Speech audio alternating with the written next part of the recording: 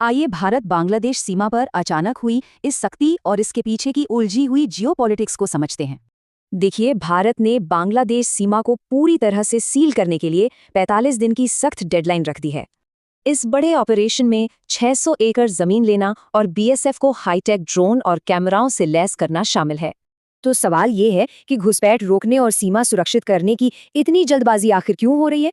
दरअसल इसकी शुरुआत बांग्लादेश के एनएसए के बयानों से हुई। इसे चीन दौरे से पहले एक रणनीतिक दबाव माना गया। यहाँ साफ टकराव है, भारत को सख्त सुरक्षा चाहिए जबकि बांग्लादेश सिर्फ तीस्ता जल समझौता चाहता है।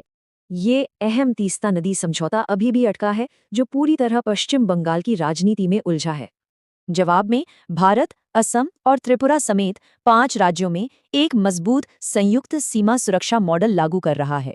इन सब के बीच खुद बांग्लादेश इस वक्त कई गंभीर और गहरे घरेलू संकटों से बुरी तरह जूझ रहा है, जैसे कि भारी आर्थिक दबाव, बढ़ती बेरोजगारी, विदेशी निवेश में कमी और खसरे जैसी गंभीर स्वास्थ्य बीमारियां। यही आंतरिक कमजोरी एक बड़े खतरे के दरवाजे खोलती है, और वो है दक्षिण एशिया में चीन का बढ़ता प्रभाव। चीन अब बांग्लादेश के बुनियादी ढांचे और कई अहम नदी परियोजनाओं की फंडिंग में बहुत गहरी दिलचस्पी दिखा रहा है। खैर, भारत की अल्टीमेट रेड लाइन है रणनीतिक सिलीगुड़ी कॉरिडोर की सुरक्षा, जो पूर्वोत्तर को बाकी देश से जोड़ता है। भारत इस चोक पॉइंट पर कोई चांस नहीं ले सकता। उनके लिए ये सीमा सुरक्षा सीधे तौर पर राष्ट्रीय सुरक्षा है।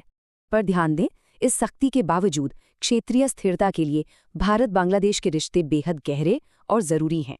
तो कुल मिलाकर बात यह है कि आगे चलकर बांग्लादेश को एक बहुत ही नाजुक कूटनीतिक संतुलन बनाना होगा। उन्हें बिना तनाव बढ़ाए भारत, चीन और पश्चिमी देशों के साथ अपने संबंधों को बहुत ही सावधानी से संभालना होगा। तो सोचिए, क्या कूटनीति इस गतिरोध को सुलझा पाएगी या चीन की मौजूदगी इस ऐतिहासिक गठबंधन को और उलझा देगी?